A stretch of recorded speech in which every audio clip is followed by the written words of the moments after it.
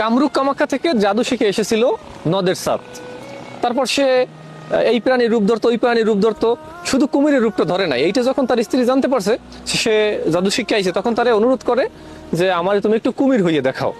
এখন স্ত্রীকে খুশি করার জন্য, স্ত্রীর কথা রাখার জন্য নদের সাথে স্ত্রীর নিয়ে নদীর পাড়ে গেছে রাত্রিবেলা।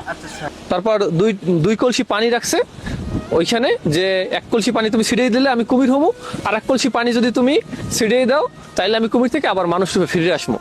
স্ত্রী বলো ঠিক আছে তুমি হও কুমির। তা যখনই নদের সাথে কুমির হয়েছে তখন স্ত্রী আর কি কুমির দেখিয়া ভয় পেয়ে গেছে, ভয় পেয়ে চিৎকার দিয়ে দৌড় দিছে। স্ত্রীর পায়ে বাজ দিয়া ওই যে পানি ছিড়িয়ে দিলে যারা দেশে মানুষ রূপে ফিরে, ওই কলসি পানি পড়ে গেছে।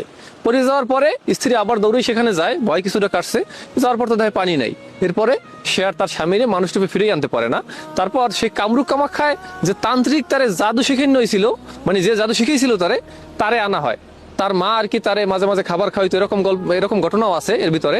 তো তার মা আবার কি করে, স্ত্রী তো সাইডে চলে যায় স্বামীর ওই অবস্থা দেখে, কারণ স্ত্রী পাশে থাকে না, তার ভালোবাসা ওখানেই শেষ। এরপর তার মা কি করে, সেই কামরূপ কামাখ্যা থেকে তারে আবার সেই যে জাদু শিখেছিল সেই তান্ত্রিকরে নিয়ে আসছে।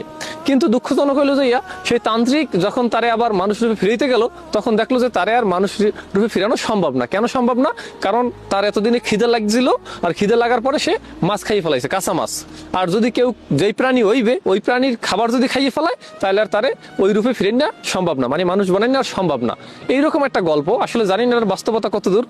তো এইটাই হচ্ছে বিষয় যেটা বর্তমানে অনেক বেশি ভাইরাল।